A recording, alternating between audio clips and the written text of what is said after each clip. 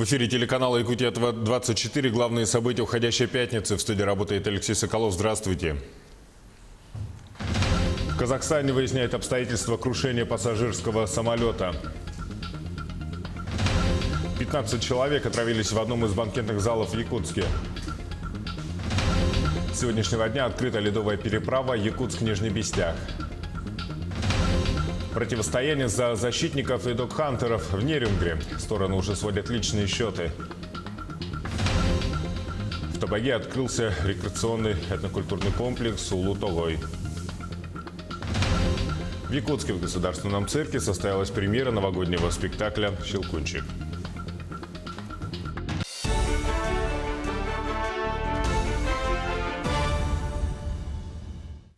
Число жертв крушения самолета в Алматы по последней информации достигло 12 человек. Госпитализированы 53 пострадавших, из них 9 детей. МВД начало досудебное расследование по статье о нарушении безопасности. Ранее наш телеканал сообщал, что рейс авиакомпании БКР по направлению Алматы-Нур-Султан потерял высоту при взлете, пробил бетонное ограждение и столкнулся с двухэтажным строением. На борту, по уточненным данным, находилось 98 человек, из них 5 членов экипажа. Аэропорт Алматы работает в штатном режиме. В МВД Казахстана отметили, что обеспечена охрана места происшествия. Также найдены бортовые самописцы. И по последним данным, одной из причин крушения стало касание хвостом взлетно-посадочной полосы дважды. По данным МИД России, наших соотечественников на борту самолета не было. Владимир Путин выразил слова соболезнования в связи с авиакатастрофой в Казахстане. В Якутске 15 человек отравились в банкетном зале. Об этом сообщили в Министерстве здравоохранения региона. Незамедлительно в столичном банкетном зале по улице Дзержинского начато эпидемиологическое расследование. Предварительный диагноз – пищевая токсикоинфекция. Также сообщается, что в банкетном зале выявлены грубейшие нарушения санитарного законодательства. Отобраны соответствующие образцы для анализа. Деятельность банкетного зала временно приостановлена, проводится расследование. В ночь с 26 на 27 декабря в инфекционное отделение Якутской республиканской клинической больницы обратилось 15 человек с симптомами пищевой токсикоинфекции. По результатам они все помещены на стационарное лечение. Получается 10 человек. 5 человек от госпитализации отказались. На данный момент состояние пострадавших оценивается врачами как удовлетворительное. С сегодняшнего дня открыто движение по ледовому автозимнику Якутск-Нижний Бестях. Грузоподъемность проезда автомобильного транспорта полной массой до 10 тонн. Отмечается, что на ледовом автозимнике проведены работы по устройству подходов с обеих берегов реки Лены и основных полос для движения в каждом направлении. Также устроены резервно-технологические полосы для обеспечения бесперебойного движения автотранспорта. Установлены дорожные знаки, информационные щиты на въездах на ледовый автозимник, организовано круглосуточное дежурство дорожных служб. Свой профессиональный праздник в День спасателя, который ежегодно отмечается в России 27 декабря, водолазы спасательной службы Якутии получили отличный подарок в виде барокомплекса. Он предназначен для проведения регулярных тренировок водолазного, медицинского и инженерно-технического персонала к факторам повышенного давления. Подробности в материале нашего корреспондента Юрия Осипова. Открытие барокомплекса якутские водолазы ждали 8 лет. Сама камера была куплена еще в 2012-м. Все это время ждали дорогостоящие комплектующие к ней. Помогает при лечении некоторых заболеваний сердечно-сосудистой деятельности, некоторых видов хирургических заболеваний, которые помогают просто быстрее человеку зажить. Но это все делается вместе с приемкой препаратов. То есть это врач, специальный врач у нас, который здесь будет в штате, будет назначать курс лечения, и тогда только можно будет это делать. Получается, что под повышенным давлением оно ускоряет этот процесс. Максимальное давление в этой камере составляет 100 метров, то есть 10 килограмм на сантиметр квадратный. До появления такого комплекса спасателям Якутии приходилось проходить испытания барокамерой в Хабаровске. Барокомплекс будет применяться для тренировок, но помимо этого с его помощью будет проводиться лечение заболеваний, связанных с работой водолазов. У нас очень много водолазных работ проводится по спасению и в летний период, и в зимний. Буквально вчера наши водолазы работали в Жиганском районе. доставали тела погибших. И эта работа она постоянного характера. И для сотрудников службы спасения, конечно, нужно проходить реабилитацию. Особенно это важно, когда длительность большая водолазных работ. Сегодня в Республиканской службе спасения работают 12 водолазов. Они делятся на 3 водолазные группы или на профессиональном языке водолазные станции. Обучаться ездили в другие регионы, в Хабаровский край, в Иркутскую область. А сейчас тренировки можем проводить здесь. Финансовая составляющая, во-первых. Ну и время, так сказать, отвлечения от постоянного дежурства водолазов. У нас их всего 12. Если мы их будем отвлекать, кто же работать будет? Это первый подобный барокомплекс в республике, третий по всему Дальнему Востоку. А между тем, каждый кандидат в водолазы должен пройти проверку в такой барокамере. Так определяется устойчивость будущих спасателей к воздействию давления, которое бывает на глубине.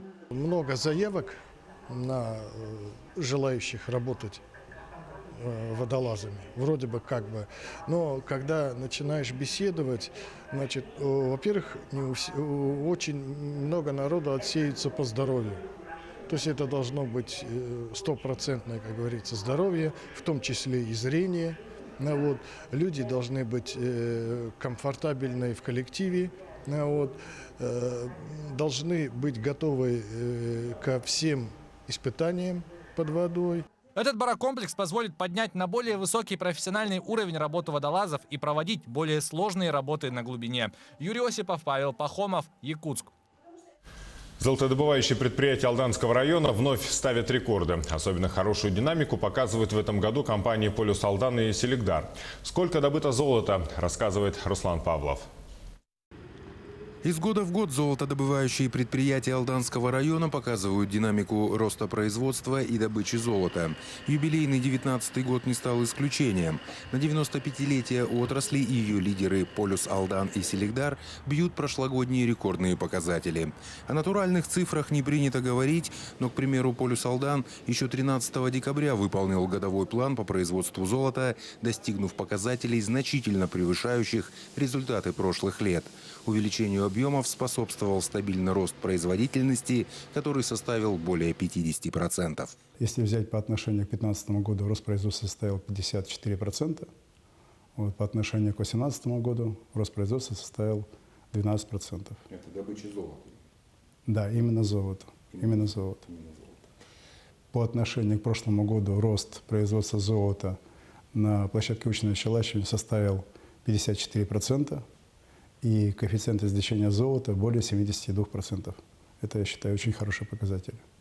Небывалых объемов золота добыли и в Селигдаре. На объемы производства повлияло внедрение круглогодичной переработки на фабрике ГОКа Рябиновой. Уже несколько лет подряд золотодобывающие предприятия Алданского района вносят существенный вклад и перешагивает 10-тонный рубеж. В этом году тоже также мы приблизились к отметке около 12 тонн.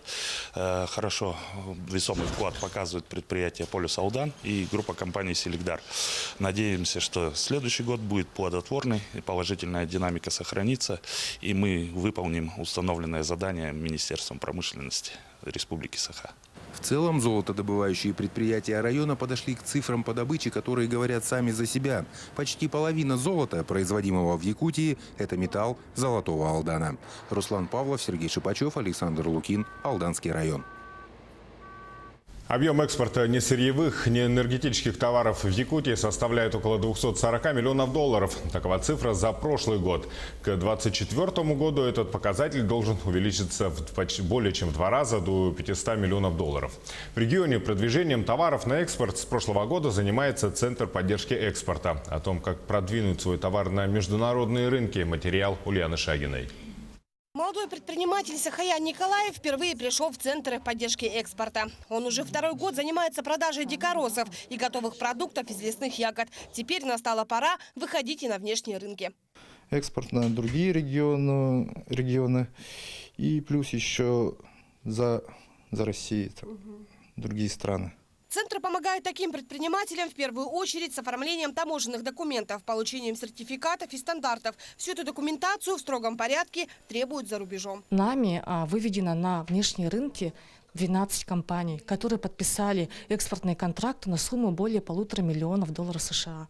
Центр организовывает круглые столы и обучающие семинары для предпринимателей по выводу продукции на внешние рынки, а также проводит большую имиджевую работу, чтобы о Якутии узнали как можно большее количество потенциальных инвесторов. О нас мало кто знает, и это дает нам возможность полностью сформировать и отстроить свой имидж самим. Центр является структурным подразделением агентства по привлечению инвестиций, и общая политика по выстраиванию положительного имиджа республики – одна из главных позиций. Сегодня о якутской качественной продукции могут узнать, к примеру, из электронной площадки alibaba.com. Мы выкупили золотой аккаунт, получается, и сейчас это все на бесплатной основе, и мы принимаем заявки, и все желающие могут к нам обращаться.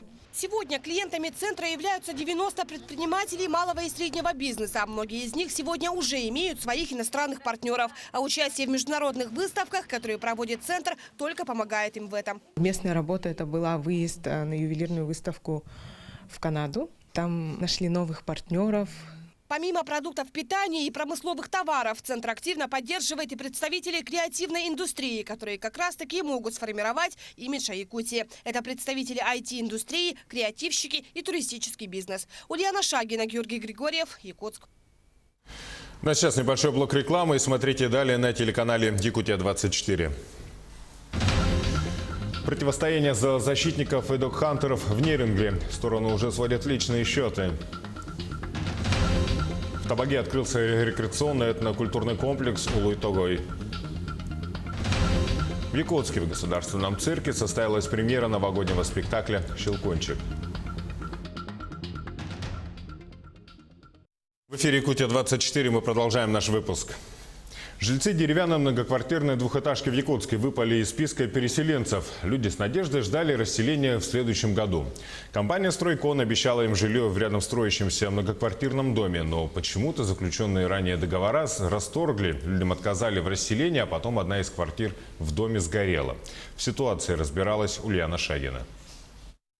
О том, что пятница 13-е несчастливый день, знают все, но жильцы этого дома ощутили это на себе, когда в 10 утра у них случилось настоящее горе. Сгорела вся квартира. Причины пожара до сих пор не установлены. Если посмотрите в окно, то видно, что одна створка сгорела. Собственник квартиры Федор Афиногенов показывает окна. Именно отсюда начался пожар. Причем сгорела только половина окна, как будто кто-то открыл окно и специально его поджег. Во время пожара окно было открыто. А здесь возникает вопрос, а какой здравомыслящий человек будет открывать это окно в 40 градусов мороза? Тем более, если никого не было дома. Тем более, если все были на работе. Брат мой видел человека за день до этого, который ходил, и заглядывал в окошки. Реакция пожарных в этот день была мгновенной, благодаря чему остальные квартиры удалось сохранить. Между тем, во время тушения пожара из-за забора, который выстроила вокруг своего объекта компания «Стройкон», огнеборцам с трудом удалось протянуть пожарный рукав. После пожара забор в быстром порядке был демонтирован. Нам просто сказали быстрее. Вы только что сказали, что это был ваш забор, да? Нет, это их забор. Наш забор, мы его ставили. Вы его ставили. Между тем, по словам жильцов, в начале 2019 года компания «Стройкон» начала заключать договоры с жильцами о переселении. Суть договора заключалась в том, чтобы выкупить квартиры собственников и взамен дать им жилплощадь в рядом строящемся доме. Предлагали там где-то третий этаж, студию, короче. Квартиру, да? Ага. А у вас однокомнатная здесь квартира? У меня однокомнатная, ага. И вы были согласны? Я согласна, потому что я пенсионерка, не работаю, поэтому у меня денег нету. А вы договора какие-то подписывали? Лично я не подписывал, в договоре было прописано, что я с момента подписания договора в течение 5 дней должен отдать ключи Стройкону и переехать неизвестно куда. То есть мне квартиру никакую не предоставляли на это время. И если бы я в тот момент подписал этот договор, то квартира по факту сейчас бы мне не принадлежала. Но в ноябре этого года компания расторгла с жильцами все ранее подписанные договоры. Стройкон нам обещал то, что переселит наш дом до 20 числа. Примерно в ноябре нам позвонил их юрист, всех обзвонил и сказал, что ребята, мы вас переселять не будем.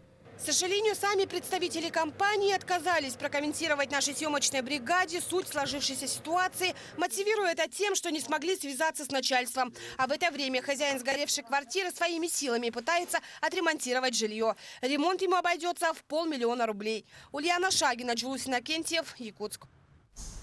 В Нерюнгри проблема бродячих собак остается одной из первых в списке самых популярных жалоб жителей. Но то, каким образом власти с ними борются, многих не устраивает. Ситуация в городе накалилась после того, как во время отлова из подъезда многоквартирного дома забрали 2 собак. Подробности в материале Екатерины Павловой. Ирина дружит с братьями нашими меньшими больше 30 лет. Женщина спасает тех, кого выбрасывают на улицу нерадивые хозяева, и дает им шанс на жизнь. Животных я очень люблю, мимо пройти не могу. И приходится их спасать, лечить, подбирать. Все это делаем мы за свои средства. Кормим, лечим, стерилизуем, пристраиваем. На данный момент я за 1,5 месяца пристроила 12 щенков. Поверьте, это очень тяжело. Такие неравнодушные люди привыкают к животным, а потом, не находя их или находя отстрелянными, сильно переживают. Это их травмирует. Так случилось и у жителя поселка Чульман Сергея Леонтьева, который нашел своего 2-годовалого пушистого члена семьи застреленным. Ведь бродячих собак как таковых не отстреливается. Вот все, которые создают угрозу, они в основном или прячутся, или еще. Вот люди знают, где находятся эти стаи или еще как-то. Но туда не ездят карательные службы.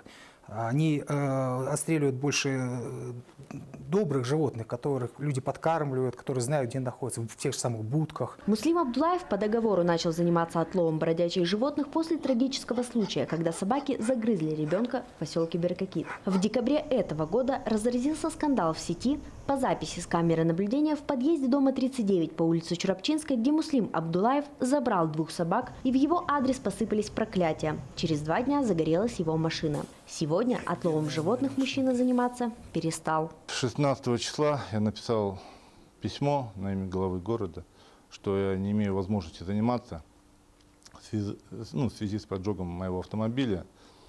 То есть не на чем заниматься. Вот. Сейчас граждане, скажем так, остались со своими проблемами сами. Им теперь я не знаю, кто им поможет. Зоозащитники считают, что в данной ситуации был нарушен федеральный закон об ответственном обращении с животными в России. Значит, запрещено убивать только отлов и стерилизация. Так как у нас нет приюта, нет пункта передержки, их убивают сразу. Их не усыпляют и никуда не увозят, как говорит Абдулаев. Усыпляю и везу в пункт передержки. Адреса пункта передержки нам никто не называет. Сегодня любители животных и люди, занимающиеся их отловом, заняли враждующие позиции. Дело переходит на личные и семейные счеты. Каждая из сторон с заявлениями идет в соответствующие органы доказывать свою правду. Зоозащитники выражают надежду, что власти смогут найти средства для создания приюта и стерилизации животных, которых затем можно будет пристроить к новым хозяевам. И ситуация в целом перейдет на гуманный уровень. Екатерина Павлова, Захар Головин, Нерюнгри. В Табаге открылся рекреационный этнокультурный комплекс Улутогой. Центр возвели прямо на Табагинском мысу реки Лены. По словам создателей, именно там когда-то встретились прародители народа Саха Могой-Бай и Алей-Ботур. О силе легендарного и таинственного места в сюжете Саргаланы Неустроевой. Туристический кластер на Табагинском мысу уже давно переживает не самые лучшие времена. Здесь было построено 2 комплекса, но, по словам специалистов, для развития якутского туризма необходимо было создание уникальной базы не только активного семейного отдыха, но и экологического и краеведческого просвещения. Можно так еще назвать, скажем так, стратегию комплекса по отношению к потребителям, к туристам, к гостям. Это такой комплекс с заведенной внутри пружиной. То есть каждый раз, когда ты сюда приезжаешь, ты видишь что-то новое обязательно. Территория комплекса Улутогой изобилует не только туристскими объектами, но и живописной природой. Со слов создателей проекта, экскурсионные маршруты по тематическим тропам будут проходить через 2 уникальные смотровые площадки. Именно здесь, посреди этой обширной поляны, неподалеку от резиденции Тымны-Тайона, будет располагаться так называемая ось времени, исполненная в виде огромных солнечных часов. По словам специалистов, проект будет реализован до конца марта следующего года, и сейчас для этого мешает мерзлая земля. Вообще, это развитие северной мозаики в нашем районе дает огромный, хороший стимул для нашей Табаги. Здесь и рабочие места, здесь у нас общение, здесь у нас связь поколений проходит. И для поселка, для старой Табаги, это, конечно, исключительно хорошее мероприятие. Министр предпринимательства, торговли и туризма республики подчеркивает, сохранение культуры народа Саха и сакральной географии на территории Табагынского мыса стало приоритетным вектором развития местного туризма. И нашим гостям, особенно иностранным гостям, очень нравится, что мы сохранили наши традиционные ценности и активно об этом говорим на весь мир. И здесь, я думаю, что каждый день каждый житель Якутии сможет открывать для себя какие-то новые страницы нашей истории. И я думаю, что здесь же будут писаться новые, потому что команда очень креативная, и я знаю, что у них очень много планов. Как уверяет один из создателей Улу-Тагой, в основе формирования комплекса лежит классический ландшафтный фэншуй. А это значит, что ни одно дерево не будет вырублено для возведения объектов, и природный пейзаж Табагынского мыса останется нетронутым. Саргалана Неустроева, Георгий Григорьев, Табага. В Якутске вручили первую национальную кинематографическую премию «Чипчал». Компетентное жюри выбрало обладателей призов в 8 номинациях. За вклад в развитие кино статуэтка досталась продюсеру Сардане Савиной.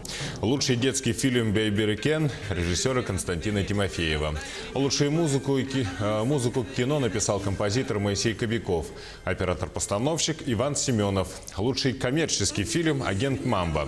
Приз за лучший дебют достался Петру Хейке, режиссеру фильма «Кулук Хамус».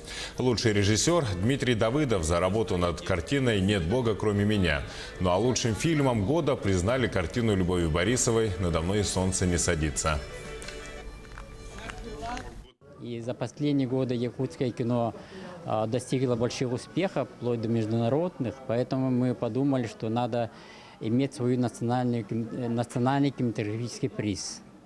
Тем более, если посмотреть казахов, кыргызов, у них есть свои национальные Оскары. Название номинаций ежегодно будет меняться и более будет гибкой. И мне кажется, если до этого их оценивали зрители, то сейчас будут оценивать именно сами кинематографисты. Премьера новогоднего спектакля «Щелкунчик» состоялась в Государственном цирке имени Марфы и Сергея Расторгуевых. Легендарная сказка по мотивам Гофмана. О том, как прошло первое выступление, расскажет Полина Долинская. Рождественская история чудесных превращений и таинственных приключений девочки Мари, заколдованного принца и мышиного короля. Премьера представления по легендарной сказке Гофмана «Щелкунчик» состоялась сегодня на манеже Государственного цирка Якутии. Перед тем, как сегодня начаться премьере, мы очень долго, в течение месяца, готовились, чтобы показать самую сказочную, самую новогоднюю сказку. В постановке принимают участие новое поколение Пекинского циркового колледжа искусств, выпускники Next+, а также детская цирковая студия «Серпантин» и образцовый коллектив России «Сюрприз». В преддверии Нового года волшебно оказаться внутри той самой сказки, которую когда-то в детстве читала мне мама. Каждый год мы принимаем участие в новогодних представлениях в цирке и дарим детям новогоднюю сказку. Мне очень нравится здесь участвовать, потому что это заряжает новогодним настроением. Всех зрителей ждет большой сюрприз во время постановки. Главный номер представления – выступление символов 2020 года – дрессированных мышей. Эдик Васильев играет роль мышиного короля, и хоть он уже не в первый раз выходит на манеж, эта роль для него очень волнительна.